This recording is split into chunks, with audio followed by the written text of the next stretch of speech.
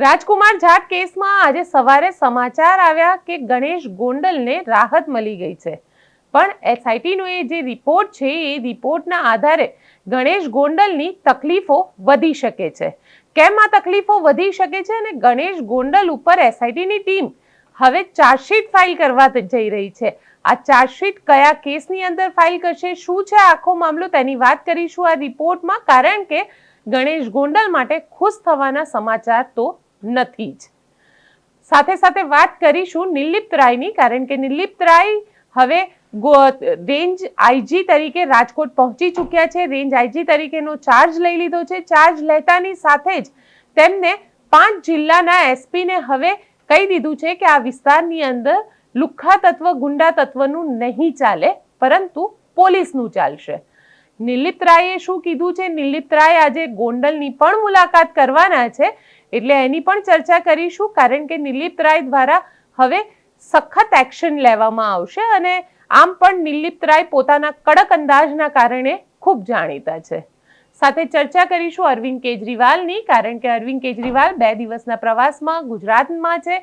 ગઈકાલે ગાંધીનગરમાં હતા, આજે સુરતમાં છે. સુરતમાં તેઓ શું બોલ્યા તેની ચર્ચા પણ કરીશું. કારણ કે આમ આદમી પાર્ટીને જો દક્ષિણ ગુજરાતમાં ક્યાંય પોતાનું વર્ચસ્વ દેખાતું હોય તો તે માત્ર સુરત સિટીમાં છે. કારણ કે સુરત સિટીમાં હવે મ્યુનિસિપલ કોર્પોરેશનની ચૂંટણી પણ આવી રહી છે અને સુરત મ્યુનિસિપલ કોર્પોરેશનની ચૂંટણીમાં ગઈ વખતે 27 કોર્પોરેટર જીત્યા હતા આમ આદમી પાર્ટીના. એટલે ક્યાંક આમ આદમી પાર્ટીને એવું લાગી રહ્યું છે કે મ્યુનિસિપલ કોર્પોરેશનની ચૂંટણીમાં જો સુરતમાં થોડું પણ ધ્યાન આપવામાં આવશે તો આ વખતે એ જે સંખ્યા છે એ વધી પણ શકે છે. એટલે અરવિંદ કેજરીવાલ અહીંયા આગળ શું બોલ્યા, ગોપાલ ઇટાલિયા શું બોલ્યા, તેની પણ ચર્ચા કરીશું. નમસ્કાર, હું છું ગોપી ગાંગર અને આપ જોઈ રહ્યા છો નિર્ભય ન્યૂઝ. આજે સમાચાર આવ્યા કે ગોંડલના રાજકુમાર જાટ કેસની અંદર ગણેશ ગોંડલને ક્લીન ચીટ મળી ગઈ છે. આ ક્લીન ચીટ કયા કેસની અંદર મળી છે તેને પણ સમજવું જરૂરી છે. કારણ કે અમારા સૂત્ર એવું કહી રહ્યા છે અને એમાં પણ ખાસ કરીને એસઆઈટીના સૂત્ર એવું કહી રહ્યા છે કે એસઆઈટી આવનારા સમયમાં ગણેશ ગોંડલની વિરુદ્ધમાં ચાર્જશીટ ફાઇલ કરી શકે છે. આ ચાર્જશીટ કયા કેસની અંદર ફાઇલ કરશે અને શું છે આખો મામલો? કારણ કે ક્યાંક ને ક્યાંક આજે સવારે જ્યારે સમાચાર આવ્યા કે ગણેશ ગોંડલને ક્લીન ચીટ મળી છે, હવે આ ક્લીન ચીટ કયા કેસની અંદર મળી છે તે પણ સમજવું એટલું જ જરૂરી છે.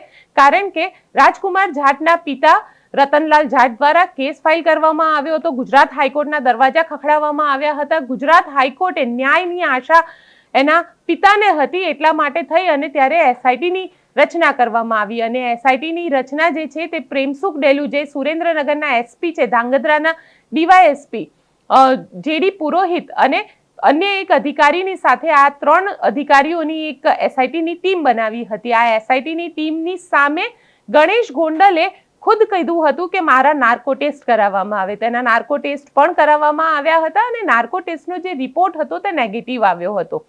હવે આ આખા મામલાની અંદર જે અત્યારે વાત સામે આવી કે ગણેશ ગોંડલને ક્લીન ચીટ આપી દેવામાં આવી છે, તો આ કેસ છે જે રાજકુમાર જાટનો એક્સિડન્ટ થયો હતો, જે બસ દ્વારા તેમનો એક્સિડન્ટ થયો હતો, જેના લીધે રાજકુમાર જાટનું મૃત્યુ થયું હતું.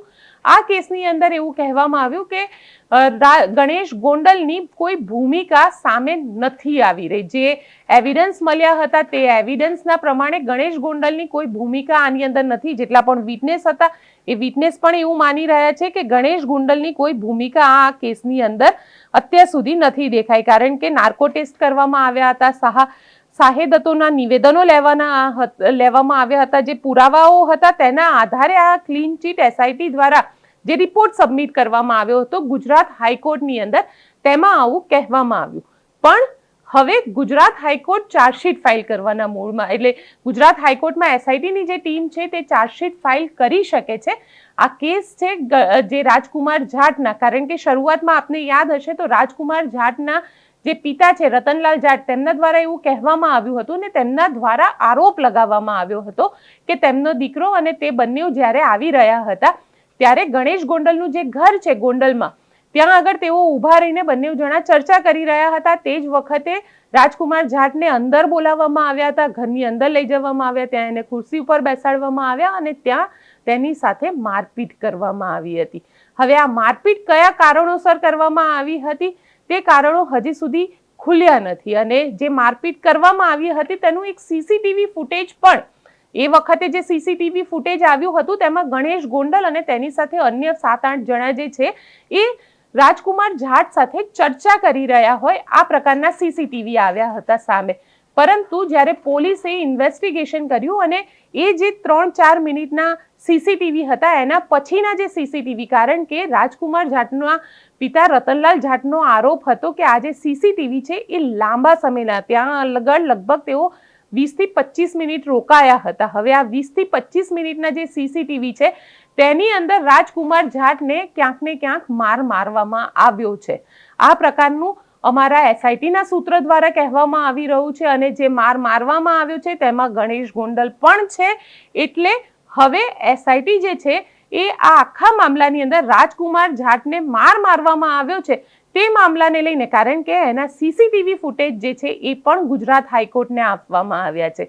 એટલે એ કેસની અંદર હવે એસઆઈટીની જે ટીમ છે તે ચાર્જશીટ ફાઇલ કરી શકે છે. આવનારા દિવસોની અંદર જે રાજકુમાર જાટને મારવામાં આવ્યો હતો એ પણ ગણેશ ગોંડલના પોતાના જ ઘરની અંદર તે કેસની અંદર ચાર્જશીટ ફાઇલ કરી શકે છે. પરંતુ રાજકુમાર જાટની હત્યાની અંદર ગણેશ ગોંડલની કોઈ સંડોવણી હતી કે નહીં તેને લઈને અત્યારે એસઆઈટીએ ક્લીન ચીટ આપી છે. આ બધાની સામે રતનલાલ જાટ જે છે તેઓ આ આખા મામલાની અંદર સીબીઆઈ ઇન્વેસ્ટિગેશનની માંગ કરી રહ્યા છે. તેમનું કહેવું છે કે આ મામલામાં જો સીબીઆઈ ઇન્વેસ્ટિગેશન કરવામાં આવશે તો જ દૂધનું દૂધ અને પાણીનું પાણી થશે. સાથે આ આખા મામલે જે કારણ કે આના પડઘા જે છે એ લોકસભા સુધી પહોંચ્યા હતા.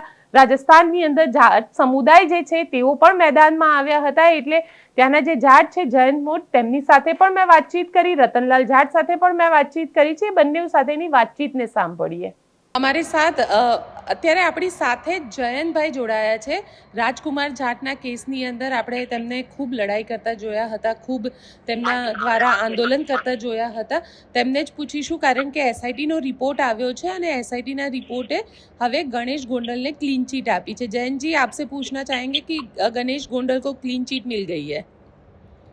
जी, ये क्लीन चीट तो जनवरी में आ गया था, इसके बारे में तो सारा का सारा ही. लेकिन आज तो ये कह दिया गया कि इससे पहले जो हुआ था वो नार्को टेस्ट में क्लीन चिट था, लेकिन अब तो कहीं पे भी गणेश गोंडल की कोई भूमिका नहीं. आज ऐसा कुछ नहीं हुआ. हमने इससे पहले इसके लिए हमने रिप्लाई फाइल कर रखा है हम लोगों ने माननीय उच्च न्यायालय के अंदर. और ये जो इन्वेस्टिगेशन जो टीम थी इसको माननीय हाईकोर्ट ने इन्वेस्टिगेशन के लिए बोला था और पूरा का पूरा ये जो इन्वेस्टिगेशन था इस केस का ये नए तौर पे करना था. लेकिन जो भी इसमें एसआईटी थी उसने किसी भी नए सीरियस पे इस पे जांच नहीं की. जो हमारे जो मेन पॉइंट थे कि भाई इसके अंदर जो सीसीटीवी वीडियो जो थे उनको रिकवर करना था वो भी एसआईटी द्वारा नहीं उसको रिकवर किया गया. एसआईटी ने ये कहा है कि हमने वो वीडियो हमारे से रिकवर नहीं हुए. दिल्ली भास्कर के जो पत्रकार से जो इनसे लेना था उनको भी उन्होंने एसआईटी की जांच में नहीं बुलाया और उन्होंने सिर्फ ये कहा कि ये अच्छा है वो अच्छा है ऐसा बता के और ये क्लीन चिट दिया है. हाईकोर्ट ने ये कहा था कि जीरो इन्वेस्टिगेशन मतलब नए तौर पर इसमें जांच करनी थी और उसी के आधार पे इन्होंने नई जांच ना करके पुरानी जो जांचें थी मिसिंग रिपोर्ट की 2 तारीख की जो मार्च की मारामारी की और ये सारी चीजें इन्होंने किया. ना तो इस एसआईटी में इन्होंने कोई मर्डर के इन्वेस्टिगेशन की इन्होंने किसी दिशा में काम किया और आनंद के अंदर इन्होंने मतलब की जो हमारे लिपापोती करके इन्होंने पेश किया ये सारा. लेकिन इससे पहले जो नार्को टेस्ट में क्लीन चिट दी गई थी, नार्को टेस्ट किया गया उसमें भी क्लीन चिट है. मैम नार्को टेस्ट तो वैसे भी उसको चैलेंज वही भी कर सकते हैं. नार्को टेस्ट में भी जो हमारे पॉइंट थे हमने जो बार जिन पॉइंट्स पे बात कर रहे हैं जिन पॉइंट्स के आधार पर हम कह रहे हैं कि इस मामले की सीबीआई जांच होनी चाहिए, किसी भी पॉइंट के ऊपर ना तो इन्होंने जांच की और ना किसी पॉइंट के ऊपर इन्होंने सवाल किए. तो इसके लिए हमने रिप्लाई फाइल किया और हमने जो हमारे माननीय रालोपा के सांसद है हनुमान बेनीवाल जी से भी हमारी बातचीत लगातार हो रही है और उन्होंने कहा कि इस सत्र के अंदर उन्हें बड़े तरीके से और जोरदार तरीके से दोबारा संसद के अंदर इसका लोकसभा में मामला उठाएंगे कि पूरे इस राजकुमार जाट मर्डर केस की सीबीआई जांच हो. अब आप लोगों का क्या आगे कानूनी मुंह रहेगा? आप लोग कानूनी हमने इसमें रिप्लाई फाइल कर रखा है. रिप्लाई फाइल का अभी माननीय उच्च न्यायालय उसमें कोई ना कोई डिसीजन करेंगे और इसमें हम हाईकोर्ट के जरिए भी हम हमारी जो पॉइंट्स हैं वो हमने सुने रखे हैं कि मैं एसआईटी की जांच में बिल्कुल भरोसा नहीं कि हमारा एकमात्र मुद्दा है कि इस मामले की सीबीआई से जांच होनी चाहिए। जो इनके घर से जो वीडियो थे जहां से राजकुमार जाट गायब हुआ था, वो वीडियो, जिस वीडियोज में राजकुमार जाट के शरीर से कपड़े गायब मिले हैं, जो उस मंदिर में घुसते हुए जो वीडियोज है, 70 किलोमीटर के जो वीडियोज हैं, उस पुलिया के तिरगड़िया सर्किल के जो पुलिया के जो वीडियोज हैं, टोल के वीडियोज हैं, इन सारों को रिकवर करके और इनकी कड़ी जोड़ के इस मामले की जांच होनी चाहिए। कहीं ना कहीं साफ साफ ये लग रहा है कि सरकार और जो गुजरात का जो प्रशासन है, ये सारी मिल भगत करके इस केस के अंदर किसी बड़े राजनेता को संरक्षण देने का काम कर रहे हैं। पूरे मामले के अंदर लगातार हम लोग लड़ेंगे और बेनीवाल जी से अभी हमारी बातचीत, उन्होंने कहा कि इस लोकसभा सत्र में सीबीआई से इस मामले की पुनः जांच के लिए आंदोलन करेंगे और सवाल लगाएंगे वहां से। बिल्कुल जयंत जी, हमारे साथ जुड़ने के लिए आपका शुक्रिया। Thank you. આપણી સાથે અત્યારે રતનલાલ જાટ જોડાયેલા છે। રતનલાલજી, क्या कहेंगे, आज कोर्ट के अंदर जो भी कार्यवाही हो रही है, कहीं गणेश गोंडल को जो एक्सीडेंट हुआ है उस मामले में क्लीन चिट मिल गई है, इस तरीके की बात सामने आ रही है। हाँ नमस्कार बहन, मैं भी सुन रहा हूँ, न्यूज पेपर में देखा मैंने भी। तो हमने तो कोर्ट में रिप्लाई फाइल कर रखा है और मैं तो पहले से ही कह रहा था कि मेरे सीबीआई जांच करवानी है और सीबीआई जांच होगी तो ही मेरे को पता चलेगा, मतलब सबको बाकी न्याय मिलने का मुझे पहले भी नहीं था भरोसा। सीबीआई जांच हो तभी मेरे को न्याय मिल सकता है। हाईकोर्ट में एसआईटी के लिए आप ही की मांग थी? एसआईटी माननीय हाईकोर्ट ने उसके निर्देशन में हुई थी। मैं तो शुरू से ही सीबीआई मांग रहा था और सीबीआई जांच होगी तभी पता चलेगा, क्योंकि सीसीटीवी कैमरा वगैरह अभी डिटेल में कुछ बताया नहीं है और मेरे पास तो कुछ नहीं है। मेरे पास जो भी था वो मैंने हाईकोर्ट में मतलब रिप्लाई फाइल कर रखा है और उसमें हाईकोर्ट ने डेट दे रखी है 29/6, जो बाकी मुझे और कुछ पता नहीं है। चलिए, और सीबीआई जांच हो तो मेरे को बेटे को न्याय मिल सकता है और कुछ नहीं। बिल्कुल रतनलाल जी, हमारे साथ जुड़ने के लिए शुक्रिया।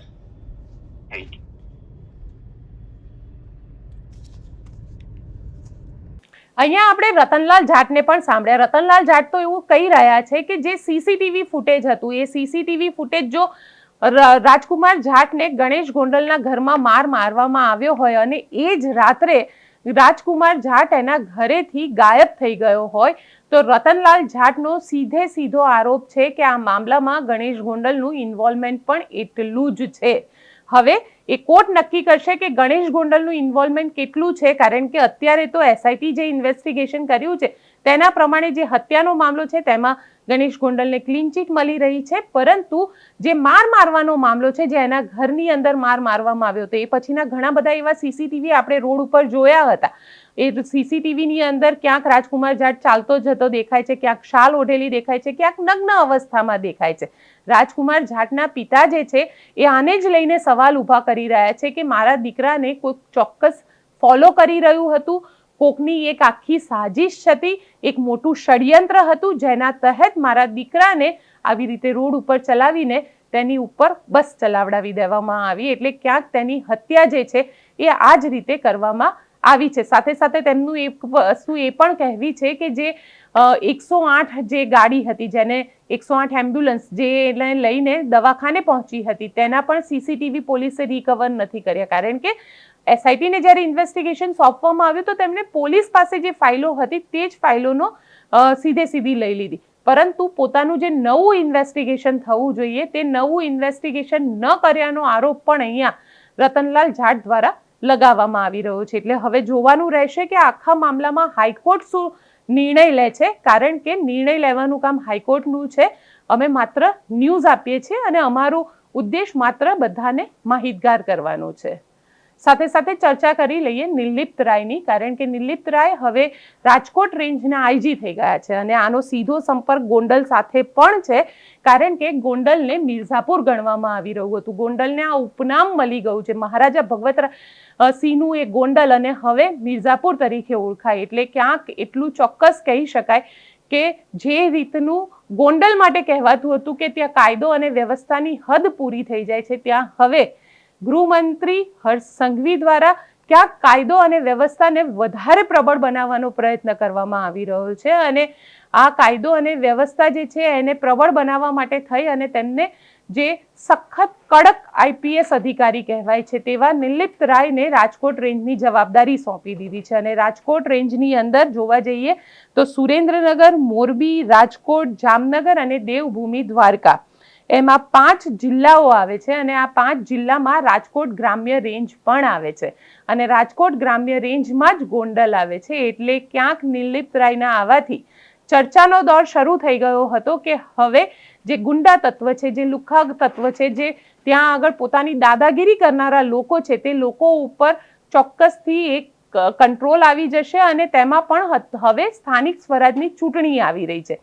તો સ્થાનિક સ્વરાજની ચૂંટણી પહેલા આવા જે ગુંડા તત્વો છે તેના ઉપર કંટ્રોલ લાવવો ખૂબ જરૂરી છે અને એ કંટ્રોલ લાવવા માટે થઈ અને નિર્લિપ્ત રાયને ત્યાં આગળ જવાબદારી સોંપવામાં આવી છે. રાજકોટ રેન્જ અંતર્ગત આવતા ગોંડલના વિસ્તારની અંદર હવે નિર્લિપ્ત રાય પોતાની જે કડક વલણ છે એ અહીંયા આગળ, કારણ કે તેમના માટે એવું કહેવાય છે કે નિર્લિપ્ત રાયથી ના માત્ર ગુંડાઓ અને ના માત્ર આરોપીઓ ફફડે છે પરંતુ અધિકારીઓ પણ ફફડે છે. એટલે જે પોલીસ અધિકારી છે તે પણ અહીંયા આગળ ડરે છે નિર્લિપ્ત રાયથી અને નિર્લિપ્ત રાય હવે રાજકોટ રેન્જના આઈજી તરીકે આવ્યા છે.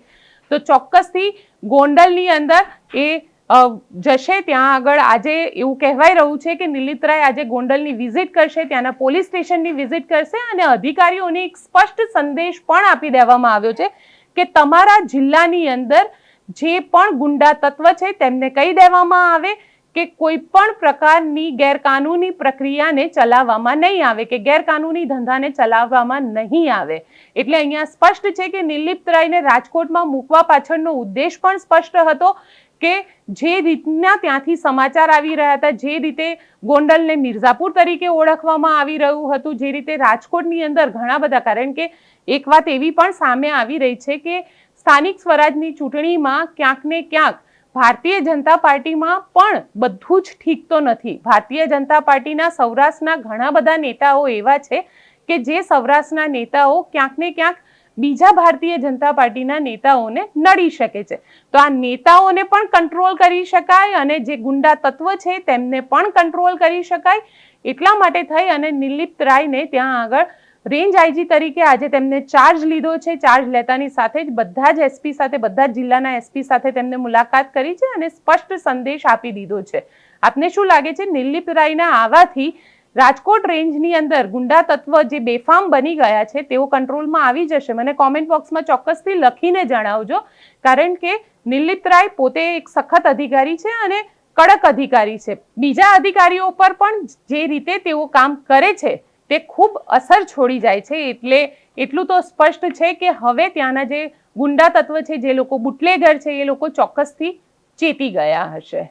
અરવિંદ કેજરીવાલ 2 દિવસ ગુજરાતમાં આવેલા છે. અરવિંદ કેજરીવાલ ગઈકાલે ગાંધીનગરમાં હતા. ખેડૂત બચાવો યાત્રાનું પૂર્ણાહુતિમાં અરવિંદ કેજરીવાલ ત્યાં આગળ પહોંચ્યા હતા. આજે સુરતમાં છે અને સુરતમાં કાર્યકર્તા સંમેલનને સંબોધિત કરી રહ્યા છે. સુરત એટલા માટે પણ અરવિંદ કેજરીવાલ ગયા છે કારણ કે હવે સ્થાનિક સ્વરાજની જે ચૂંટણીઓ આવી રહી છે અને એમાં પણ મ્યુનિસિપલ કોર્પોરેશન, સુરત મ્યુનિસિપલ કોર્પોરેશનની ચૂંટણી આવી રહી છે અને સુરત મ્યુનિસિપલ કોર્પોરેશનની અંદર આમ આદમી પાર્ટીના 27 કોર્પોરેટર હતા જે ચૂંટણી જીતીને આવ્યા હતા.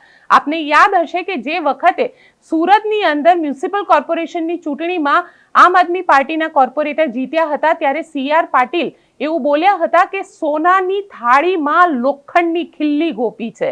એટલે ક્યાંક CR પાટીલનો સુરતનો વિસ્તાર અને તેની અંદર આમ આદમી પાર્ટીની જીત એટલે ચોક્કસથી ભારતીય જનતા પાર્ટીને સૌથી મોટો ડેન્ટ કહેવાતો હતો. એમના જીતનો રંગ ત્યાં ફીકો થઈ ગયો હતો. એટલે આ વખતે ફરીથી અરવિંદ કેજરીવાલ કદાચ એ જ વિચારી રહ્યા છે કે આખા ગુજરાતની અંદર આમ આદમી પાર્ટી જીતે કે ના જીતે, પણ સુરત તેમના માટે ખૂબ મહત્વનું છે. સુરતની અંદર જો જીત થશે તો તેની સીધી અસર જે છે એ નાયબ મુખ્યમંત્રી હર્ષ સંઘવીને થશે, કારણ કે સુરતનો જે વિસ્તાર છે તે હર્ષ સંઘવીનો વિસ્તાર કહેવાય છે અને આ વિસ્તારની અંદર અરવિંદ કેજરીવાલ હવે કાર્યકર્તાઓને સંબોધિત કરી રહ્યા છે, કાર્યકર્તાઓને એક સ્ટ્રેટેજી આપી રહ્યા છે કે જીતવું કઈ રીતે અને કઈ રીતે આમ આદમી પાર્ટીને આગળ લઈ જવું. કારણ કે આ જે ચૂંટણી છે સ્થાનિક સ્વરાજની ચૂંટણી, એ ચૂંટણી 2027 માટેનું એક કહી શકાય કે ટ્રેલર છે અને જો આ ચૂંટણીની અંદર આમ આદમી પાર્ટી અહીંયા આગળ કાઠું કાઢશે તો કોંગ્રેસની સાથે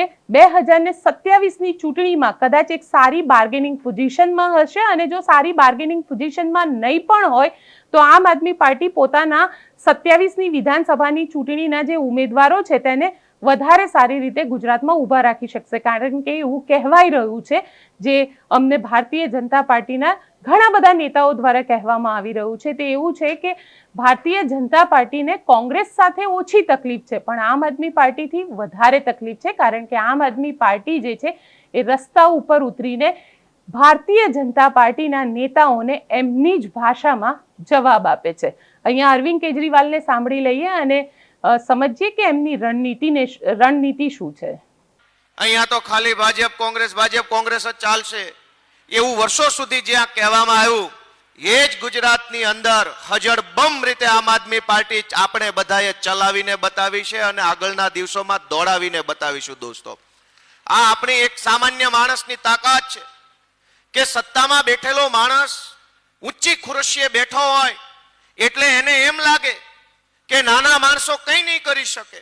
આ તો સામાન્ય માણસ છે, સામાન્ય ખેડૂત છે, સામાન્ય મજૂરી કરતો વ્યક્તિ છે, આ કંઈ નહીં કરી શકે એવું ગાંધીનગરની ઊંચી ખુરશીએ બેઠેલા ભાજપ વાળાને લાગતું હોય. પણ સામાન્ય માણસ આ દેશમાં શું કરી શકે ને એ આઝાદીની લડાઈથી લઈ અને આમ આદમી પાર્ટીની લડાઈ સુધીના અનેક દાખલાઓ આપણી નજર સામે છે. મિત્રો, કે દેશમાં અંગ્રેજોની હુકુમત હજળબમ થઈ ગયેલી, 200 વર્ષ સુધી એમની સરકારો હાલી અને ગોળીઓ બંદૂક, પણ એક સામાન્ય દેશનો નાગરિક ઉભો થયો અને કીધું કે હું મારા દેશને આઝાદ કરાવીને રહીશ, અંગ્રેજોની ગોળીમાં શું તાકાત છે એ અમારી છાતી અમે બતાવીને જોઈ લઈશું. ત્યારે જોવો દોસ્તો, દેશમાં આઝાદી આવી. અને એટલે એવું કહેવાયું છે કે નાનો માણસ જે ધારે એ થાય, પણ નાનો માણસ ધારે તો. આજ દેશના ગુજરાતના કરોડો નાના માણસોને વિનંતી કરવા માટે આમ આદમી પાર્ટી આવી છે કે આમ આદમી પાર્ટીના મંચ ઉપર બેઠેલા સૌ આગેવાનો શા માટે લડાઈ લડે છે? ગોપાલભાઈ કે ચૈતરભાઈ કે ઈશુદાનભાઈ કે અમારા તમામ આગેવાનો જેટલી શક્તિ, જેટલી બુદ્ધિ, જેટલું બળ ભાજપની સામે લડવામાં લગાવે છે અને મજાનું જીવન જીવી શકે એમ છીએ કે નહીં? કયો જે બધા કયો ભાઈ, મજા આવે એવું જીવન જીવી શકે એમ છીએ કે નહીં? હું વકીલ છું, હાઈકોર્ટમાં વકીલાત કરું, વર્ષે કરોડો રૂપિયા કમાઈએ અને થોડું ઘણું કવર નીચેથી આપ્યા કરીએ તો જિંદગીમાં મારા ઉપર એક એફઆઈઆર થાય? ચૈતરભાઈ પર થાય એક એફઆઈઆર? ન થાય.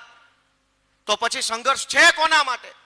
અમારા પોતાના માટે, ગોપાલભાઈ માટે કે ઈશુભાઈ માટે કે કેજરીવાલ સાહેબ માટે કે મનોજભાઈ માટે નહીં, ગુજરાતના છેવાડાના માણસ માટે થઈને સંઘર્ષ કરવા આવેલા લોકો અત્યારે અહીંયા મંચ ઉપર બેઠા છે, જેને પોતાના માટે નહીં લોકો માટે કંઈક કરવું છે. પોતાના માટે કરવું હોત, અમીર થઈ જવું હોત, પૈસાવાળા થઈ જવું હોત, ખુરશીઓ ઉપર, ઊંચી ખુરશીઓ ઉપર બેસવું હોત, સારી મહેલોમાં રહેવું હોત, તો ભાજપ પાર્ટી છે જ ઊભું ડોકું હલાવો એટલે તરત લઈ લે છે ટેકાના ભાવે કે હાલો જે જોઈએ આપી દઈશું. પણ જેણે જિંદગીમાં ઊભું ડોકું નહીં, આડું ડોકું કે નહીં, તમારી તાનાશાહી નહીં હાલે, ગુંડાગર્દી નહીં હાલે, તમારું દમન નહીં ચાલે, તમારામાં જે તાકાત હોય અમારા ઉપર અજમાવી લો, છતાંય અમે જો ઉગીને ઊભા ન થઈ જઈએ તો કહેજો કે આ ખેડૂતના દીકરા નહોતા. દોસ્તો, એ તાકાત ગુજરાતના છેવાડાના માણસો માટે અમે કરીએ છીએ. તમારી પાસેથી એટલી આશા છે કે તમને એમ લાગે કે આ ચૈતરભાઈ વસાવાને મજબૂત કરવા જોઈએ તો તાલુકા જિલ્લા પંચાયતની ચૂંટણીમાં તમારા ગામમાં જે કાંઈ આમ આદમી પાર્ટીનો ઉમેદવાર ઉભો હોય ને એની સામે ઝાડુનું બટન દબાવી દેજો. તમે આપેલા મતથી ચૈતરભાઈ વસાવાના હાથ મજબૂત થશે. તમે એમ લાગે કે ઈશુદાન ગઢવીને મજબૂત બનાવવા જોઈએ, પ્રવીણભાઈ રામને મજબૂત બનાવવા જોઈએ, તો તાલુકા જિલ્લા પંચાયતની ચૂંટણીની અંદર મિત્રો ઝાડુનું બટન દબાવી દેશો તો તાકાત અહીંયા મંચ ઉપર બેઠેલા નેતાઓને મળશે અને એ તાકાતના ઉપયોગથી ગુજરાતની જનતાનું ભલું કરી શકાશે. તમારું મન એમ કે આ ગોપાલ ઇટાલિયા મજબૂત બનવો જોઈએ, એના હાથ મજબૂત થવા જોઈએ, તો તમારા વિસ્તારમાં સ્થાનિક સ્વરાજ્યની, તાલુકાની, જિલ્લાની, નગરપાલિકાની ચૂંટણીઓની અંદર આમ આદમી પાર્ટીને દોસ્તો લઈ આવો. મિત્રો, સરકારની હાલતની વાત કરું કે વિસાવદરના મહાન ખેડૂતોએ મારી જેવા એક સામાન્ય માણસને ધારાસભ્ય બનાવ્યો અને હું ગયો ગાંધીનગર. મેં ત્યાં જે ધારાસભ્યોની, ભાજપના નેતાઓની, સરકારની હાલત જોઈ છે એ બહુ દયનીય હાલત છે. મિત્રો, સરકારમાં કોઈ પણ નેતાનું કશું જ ઉપજતું નથી. હમણાં ગુજરાતની ભાજપની સરકારે એક પરિપત્ર બહાર પાડ્યો અને પરિપત્રમાં સરકારી અધિકારીઓને એવી વિનંતી કરી કે ભાઈ સાહેબ બાપા, તમે અમારા ભાજપના ધારાસભ્યોનું માન સન્માન જાળવો, કંઈક ફોન બોન ઉપાડો, ફોટા. पिछले 30 साल से गुजरात में भाजपा की सरकार है. इन 30 सालों में भाजपा ने गुजरात को चूस लिया पूरी तरह से. सब कुछ खा गए बीजेपी वाले, सब कुछ खा गए.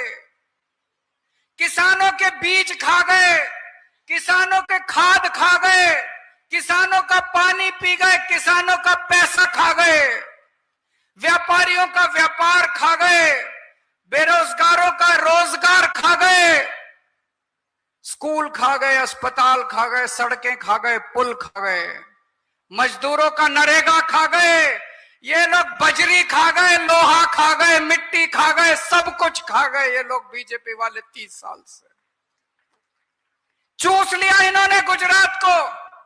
और जो इनके खिलाफ आवाज उठाता है उसको अत्याचार करते हैं.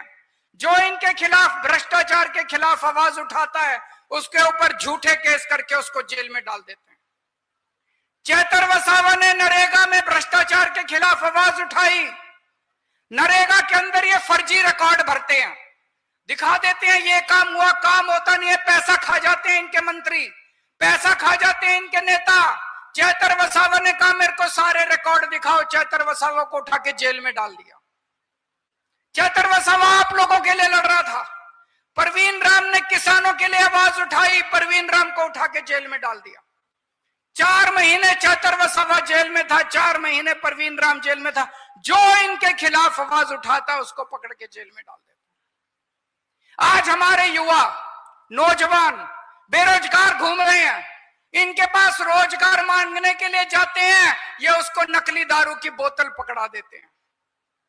पूरे गुजरात में नकली दारू बिक रही है. कितने बच्चे मर गए नकली दारू से. हमारे युवा रोजगार मांगते हैं, उसके हाथ में नकली दारू पकड़ा देते हैं, उसके हाथ में पुड़िया पकड़ा देते हैं. कोकेन की पुड़िया, हीरोइन की पुड़िया, गांजे की पुड़िया पकड़ा देते हैं. हमारे बच्चों को, हमारे पूरे परिवार को बर्बाद करने में लगे हुए. पूरे के पूरे परिवार बर्बाद हो गए. मैं कई परिवारों को जानता हूं. आजकल मेरा गुजरात में काफी आना जाना हो रहा है. कई परिवारों को जानता हूं जिनके बच्चे मर गए नकली दारू पी के. कई परिवारों को जानता हूं जिनके बच्चे ड्रग खा के उनके पूरे के पूरे परिवार बर्बाद हो गए. दोस्तों, पर कसूर हम लोगों का है, हम लोगों का कसूर है. हमारे बच्चे मर गए, हमारे बच्चे बर्बाद हो गए, तब भी हम जाके कमल का बटन दबा के आते हैं. क्यों? कब जागेंगे हम लोग? कितने और परिवार बर्बाद होंगे जब हम जागेंगे? कितने और परिवार बर्बाद होने की इंतजार कर रहे हैं हम लोग. मोरबी का पुल गिरा, 140 लोगों की मौत हो गई. बड़ौदा में पुल गिरा, 22 लोगों की मौत हो गई. पिछले 5 साल में 12 पुल गिर गए. कितने और लोगों की मौत की इंतजार कर रहे हैं हम लोग. कब जागेंगे हम लोग? कितने और पुल गिरने की इंतजार कर रहे हैं, कब जागेंगे हम लोग? एक गरीब किसान बेचारा अपनी जमीन बेच के, अपनी बीवी के जेवर बेच के अपने बच्चे को पढ़ने के लिए भेजता है. उसका बेटा जाके अहमदाबाद में, सूरत में, राजकोट में जाके पढ़ाई करता है, रात दिन मेहनत करता है, पेपर देने जाता है, पेपर लीक हो जाता है. कितने पेपर, हर पेपर लीक हो रहा है यहाँ पे, हर पेपर लीक हो रहा है. कितने लाखों बच्चों का भविष्य बर्बाद हो गया. कितने और बच्चों के भविष्य का इंतजार कर रहे हैं बर्बाद होने के. कब जागेंगे हम लोग?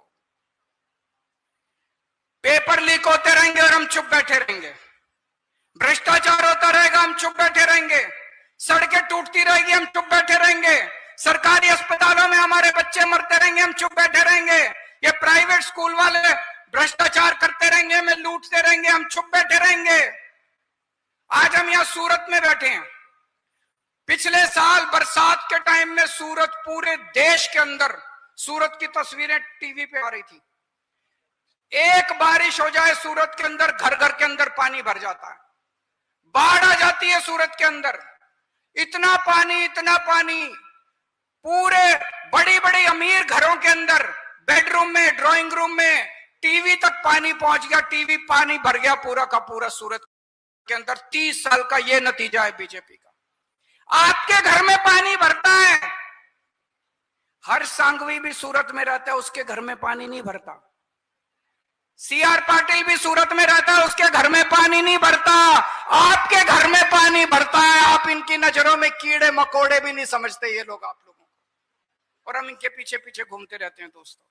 અહીંયા આપણે અરવિંદ કેજરીવાલ અને ગોપાલ ઇટાલિયા બંનેને સાંભળ્યા। અરવિંદ કેજરીવાલની જે રણનીતિ છે તે રણનીતિ આમ આદમી પાર્ટીને 27ની ચૂંટણીમાં કેટલી મદદ કરશે તે તો જોવાનું રહ્યું, પણ સાથે સાથે આપને એ પણ જણાવી દઈએ કે ગુજરાત વિધાનસભાનું જે એક અઠવાડિયાનું વેકેશન હતું તે વેકેશન આજે પૂર્ણ થઈ ગયું છે। વિધાનસભાનું સત્ર શરૂ થયું, ફરીથી જે સત્ર શરૂ થવાનું હતું તે શરૂ થઈ ચૂક્યું છે અને વિધાનસભામાં આજે ઉમરેઠના ધારાસભ્ય ગોવિંદ પરમાર માટે શોક સંદેશ પ્રસ્તાવ મૂકવામાં આવ્યો અને ત્યારબાદ વિધાનસભામાં જે પ્રશ્નોત્તરીનો સમય હતો તે પ્રશ્નોત્તરી કાળ પણ આવ્યો, પરંતુ જે દારૂને લઈને સવાલ હતો અને આ દારૂના સવાલમાં જે જમાલપુરના ધારાસભ્ય છે ઇમરાન ખેડાવાલા તેમના દ્વારા સવાલ પૂછવામાં આવ્યો હતો। 31 કરોડ રૂપિયાનો દારૂ અત્યાર સુધીમાં રાજસ્થાન બોર્ડરથી ગુજરાતમાં પ્રવેશતા પકડાયો છે, એટલે ક્યાંક ને ક્યાંક આટલો તો ખાલી પકડાયો છે, પણ હવે આ પકડાયેલો દારૂ કરતાં પીધેલો દારૂ કેટલો વધારે છે તે પણ જોવાનું રહેશે। તો તમને આવા જ સમાચારો અમે આપતા રહીશું, તો અમારી સાથે જોડાયેલા રહો।